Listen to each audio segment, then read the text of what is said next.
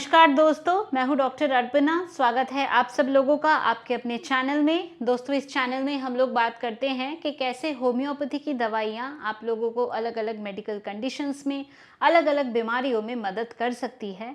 दोस्तों, आज हम लोग बात करेंगे एल्जाइमर्स बीमारी के बारे में। क्या होते हैं इसके कारण, कैसे होते हैं एल्जाइमर्स बीमारी के लक्षण, और कौन सी होम्योपैथी की दवाइयाँ हैं जो आपको मदद कर सकती है। दोस्तों, एल्जाइमर्स डिजीज़ ये एक न्यूरोलॉजिकल डिसऑर्डर है, प्रोग्रेसिव न्यूरोलॉजिकल डिसऑर्डर है, जिसमें ब्रेन एट्रोफी यानी ब्रेन का जो साइज़ है वो छोटा होता रहता है और इससे पेशेंट का जो मेमोरी है वो धीरे धीरे करके कम होता है। एल्जाइमर्स बीमारी की वजह से याददाश्त कम होना, सोचने समझने की शक्ति कम हो जाना, डिसीजन नहीं ले पाना, बिहेवियरल चेंजेस आना, इस प्रकार के लक्षण आते हैं। तो इसी के बारे में आज हम लोग बात करेंगे। एंड मोस्ट इम्पॉर्टेंटली, क्या होम्योपैथी की दवाइयाँ हैं जो हमें मदद कर सकती है, इस बारे में भी हम लोग बात करेंगे। तो दोस्तों, अगर आप लोग मेरे चैनल में नए हैं तो वीडियो को देखने से पहले चैनल को सब्सक्राइब करके बेल बटन को अवश्य प्रेस कर दे, ताकि आप कोई भी इन्फॉर्मेशन मिस नहीं करें जो मैं आप लोगों के साथ शेयर करती हूँ। तो चलिए शुरू करते हैं आज का टॉपिक, एल्जाइमर्स डिजीज़।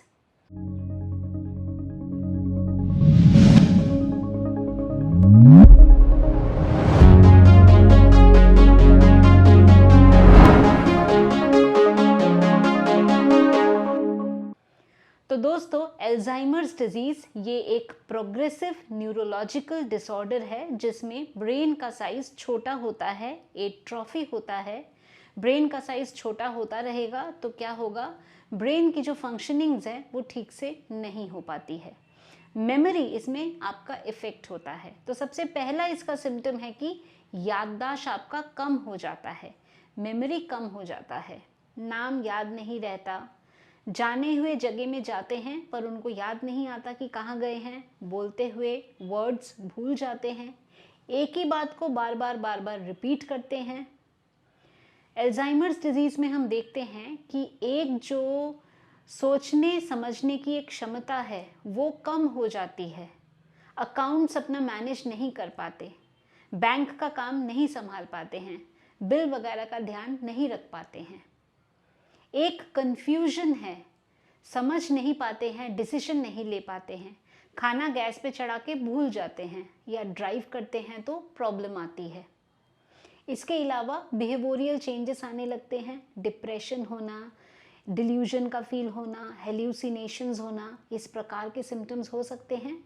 दोस्तों, प्रिजर्व्ड स्किल यानी अगर किसी ने कुछ डांसिंग का सीखा है, म्यूज़िक सीखा है, पेंटिंग सीखा है, तो ये जो प्रिजर्व्ड स्किल्स हैं ये काफ़ी टाइम तक इंटैक्ट रहते हैं। यानी कि मेमोरी लॉस हो सकता है बट प्रिजर्व्ड स्किल्स पेशेंट के ठीक रहते हैं काफ़ी देर तक, क्योंकि प्रिजर्व्ड स्किल ब्रेन का जो हिस्सा कंट्रोल करता है वो इफ़ेक्ट बाद में होता है। दोस्तों, इसमें मैं लुई बॉडी डिमेंशिया के बारे में भी जिक्र करना चाहूँगी। तो क्या है लुई बॉडी डिमेंशिया, वो मैं ऑलरेडी एक वीडियो बना चुकी हूँ डिटेल में, आप उसको देख सकते हैं। तो चलिए अब हम बात करते हैं कि जो एल्जाइमर्स डिजीज़ है या एल्जाइमर्स बीमारी, मेमोरी लॉस, ये जो प्रॉब्लम है इसमें कैसे होम्योपैथी मदद कर सकती है। दोस्तों, हमारी सबसे पहली मेडिसिन है एनाकार्डियम ओरिएंटेल या मार्किंग नट। एनाकार्डियम जो दवा है ये हम देखते हैं कि मेमोरी लॉस के लिए एक बहुत अच्छी मेडिसिन है। एनाकार्डियम में जो पेशेंट के सेंसेस हैं, स्मेल का, हियरिंग का, ये सब कुछ बहुत कम हो जाता है, डिक्रीज हो जाता है। आपके नर्व्स को स्टिमुलेट करने में या नर्व्स ठीक से काम करे, इसमें एनाकार्डियम मदद कर सकता है। एनाकार्डियम के पेशेंट को लगता है कि टाइम बहुत धीरे धीरे पास हो रहा है, ये लोग इरिटेबल हो जाते हैं, चिड़चिड़े हो जाते हैं, ऐसा लगता है कि दो जने इनको कमांड कर रहा है, एक कहता है ऐसा काम करो, दूसरा कहता है ऐसा काम मत करो। तो दो विल्स इनको कंट्रोल कर रही हैं, ऐसा इन्हें फील होता है। ये बहुत ज़्यादा वॉयलेंट लैंग्वेज का यूज़ करते हैं, फिक्स्ड आइडिया होता है, जो सोच लिया वो सोच लिया, उसके अलग कुछ नहीं हो सकता, ऐसा फिक्स्ड आइडिया हो जाता है। ब्रेन फैग, इम्पेयर्ड मेमोरी, इनके लिए एनाकार्डियम एक बहुत अच्छी मेडिसिन 30 पोटेंसी में इसको दे सकते हैं, जो मेमोरी लॉस में मदद कर सकता है। दोस्तों नेक्स्ट हमारी मेडिसिन है कैनबिस इंडिका।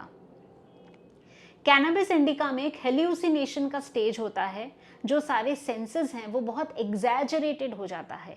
जहां हमने बात करी कि एनाकार्डियम में सब जो सेंसेस हैं वो डिमिनिश हो जाते हैं, वहीं कैनबिस में वो सारे एक्साइटेड हो जाते हैं, एग्जैजरेटेड हो जाते हैं। पेशेंट हेल्यूसिनेट करता है, बहुत ज़्यादा खुश होता है, बहुत ज़्यादा बोलता है, बहुत ज़्यादा लोकेशियस होता है। और कैनबिस इंडिका में क्या लगता है कि टाइम इतनी जल्दी जल्दी पास हो जा रहा है, क्योंकि इसमें एक जो एग्जैजरेशन है वो है, और एनाकार्डियम में एक डलनेस है, एक इम्पेयर्ड सेंसेशन है, वहीं पे कैनबिस में एक एग्जैजरेटेड सेंसेशन है। तो hallucination, imagination, exaggeration of senses, ये हमें कैनबिस इंडिका में देखने को मिलता है। दोस्तों अगली हमारी मेडिसिन है ऑरम मेटालिकम। ऑरम मेटालिकम में जो बिहेवियरल ट्रबल है या डिप्रेशन है, लोथिंग ऑफ लाइफ, मेरी लाइफ की क्या ज़रूरत है, ग्रीफ, जीने की और इच्छा नहीं है, लाइफ का कोई मतलब नहीं है, ऐसे विचार या ऐसी चिंता माइंड में आती है ऑरम मेटालिकम में। तो दोस्तों ऑरम मेटालिकम को 200 पोटेंसी में लिया जा सकता है ऐसे कंडीशन के लिए, और इसको बहुत ज़्यादा फ्रिक्वेंटली रिपीट हम नहीं करते हैं। दोस्तों अगली हमारी मेडिसिन है गिंको बाइलोबा। गिंको बाइलोबा को लोअर पोटेंसी या मदर टिंचर के रूप में दिया जाता है। गिंको बाइलोबा आपके पूरे बॉडी में ब्लड सर्कुलेशन को एनहांस करता है, बेटर करता है, स्टिमुलेट करता है। तो आपके मेमोरी को एनहांस करने के लिए या एटलीस्ट उसको प्रिजर्व करने में ये मदद कर सकता है। गिंको बाइलोबा एक एंटीऑक्सीडेंट या एक एंटी इन्फ्लेमेटरी मेडिसिन की तरह काम करता है। ये टिश्यू परफ्यूजन को बेटर करने के साथ साथ एक वैस्कुलर टॉनिक की तरह भी काम करता है। ये एक न्यूरो प्रोटेक्टिव मेडिसिन है, तो डिमेंशिया को कंट्रोल करने में या कम करने में या रोकने में काफ़ी कारगर दवा है। Cerebral insufficiency, peripheral vascular disease, intermittent claudication, ऐसी तमाम कंडीशन जिसमें हम देखते हैं कि ब्लड सर्कुलेशन कम या डेफिशिएंट होने की वजह से प्रॉब्लम होती है, तो ऐसे कंडीशन को भी डील करने में गिंको बाइलोबा मेडिसिन हमारी मदद कर सकता है। दोस्तों नेक्स्ट हमारी मेडिसिन है करक्यूमा लॉन्गा। करक्यूमा लॉन्गा बनती है टर्मरिक से, यानी हल्दी से। हल्दी हमें मालूम है कि हल्दी इन्फ्लेमेशन के लिए बहुत अच्छा है, हल्दी के बहुत सारे प्रॉपर्टीज़ हैं। हल्दी का जो एक्टिव इंग्रेडिएंट करक्यूमिन है, इसमें anti inflammatory, anti bacterial properties होते हैं, तो हमारे ब्रेन सेल्स को भी प्रिजर्व करने में या मेमोरी को एनहांस करने में ये मदद करता है। ब्लड सर्कुलेशन को ये एनहांस करता है। एज के साथ साथ जॉइंट स्टिफनेस की प्रॉब्लम या रिकरेंट यूटीआई की अगर प्रॉब्लम होती है, मेमोरी लॉस के साथ साथ, तो ओवरऑल इन सब के लिए हमारी एक बहुत अच्छी दवा करक्यूमा लॉन्गा। इसको भी मदर टिंचर के रूप में यानी लोअर पोटेंसी में लिया जाता है। तो दोस्तों ये थी हमारी कुछ दवाइयाँ जो अल्जाइमर्स सिम्टम्स को डील करने में मदद कर सकता है। मैंने जैसे बताया ये एक न्यूरो डीजेनरेटिव प्रोग्रेसिव डिसऑर्डर है, तो हम होम्योपैथी की दवाइयों के द्वारा इसके जो सिम्टम्स हैं उनको थोड़ा डिले कर सकते हैं, पेशेंट को सिम्टोमेटिक रिलीफ दे सकते हैं। मैं उम्मीद करती हूँ कि अभी जो इन्फॉर्मेशन मैंने आप लोगों के साथ शेयर किया अल्जाइमर्स डिजीज़ और होम्योपैथी की दवाओं के बारे में, आपने इसको पसंद किया है तो वीडियो को लाइक करना, शेयर करना, कमेंट करना और चैनल को सब्सक्राइब करना बिल्कुल भी नहीं भूलें। अगर आप चाहते हैं मेरे से अपॉइंटमेंट बुक करना, जाए मेरे वेबसाइट drarpana.com पे और वहाँ बड़े ही आसानी से आप अपना अपॉइंटमेंट खुद ही बुक कर सकते हैं। अगर आप चाहें तो मेरे ऑफिस के व्हाट्सएप नंबर पे केवल व्हाट्सएप के माध्यम से मैसेज भी भेज सकते हैं, वहाँ पे भी आप लोगों को अपॉइंटमेंट की सारी डिटेल्स मिल जाएगी। तो दोस्तों आज के लिए बस इतना ही।